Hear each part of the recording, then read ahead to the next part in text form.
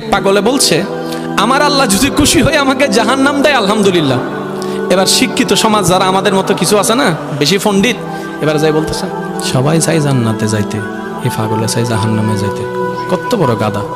পাগলে মুস্কি হেসে বলে যায়, হ্যাঁ ঠিকই বলছেন, আপনাদের মতো সুস্থ আমি হতে চাই না, এই পাগলেই থাকতে চাই। এবার তাদের একটু টনক লটলো, কয় কেন? সবাই চাই জান্নাত, তুমি চাচ্ছ জাহান্নাম। বলে যে ভাইয়ারা, আপনারা মনে হয় আমার কথাটা খেয়াল করেন নাই। আমি বলেছি আমার রব যদি খুশি হয়ে, আমার রব যদি খুশি হয়ে আমাকে জাহান্নাম দেয়, আমি সেটাও নিতে রাজি। বলে যে এখনো বুঝলাম না।